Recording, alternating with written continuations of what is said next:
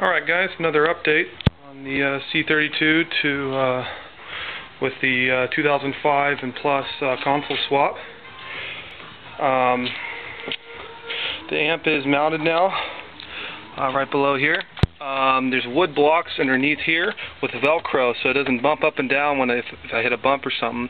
Also beneath this is kind of like a fat mat or whatever, just so it doesn't melt through or anything like that, little styrofoam that comes with it. That way I can use the tire extras that came with my C32, but it didn't come with a spare tire, so I'm not too worried.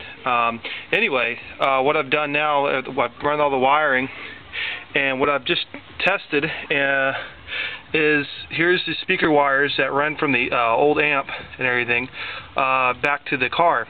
Now, here's the issue. I didn't know the wires and everything else didn't match up, and it looks like there's a crossover for the high out right here.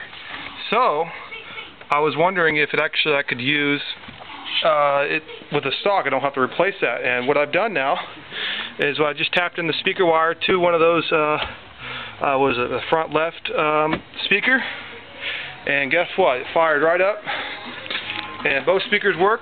This does the high, and that does the low, or the medium. So that's great. Don't have to replace anything like that. So I can use the stock speakers and the stock crossover.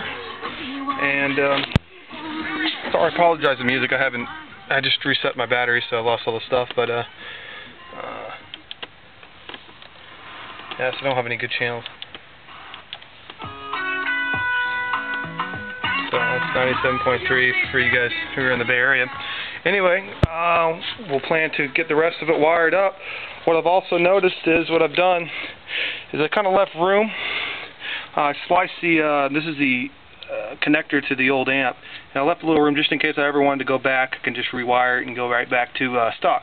And this is the only splicing I've done in the entire project. I haven't tapped into anything else at all. I made my own harness for the buttons, but that's about it. But other than that, this is the only splicing I've done.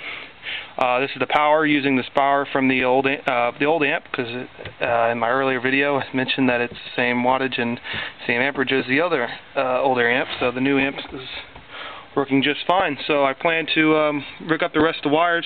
These other wires right here, one is a center, for the center speaker for the Bose system, and this purple one right here, that's actually for the sub.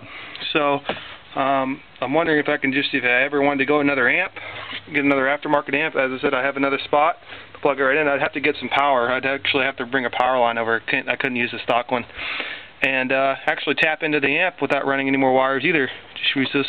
Probably may run a little thicker 10-inch sub, but other than that, that's where I stand as today.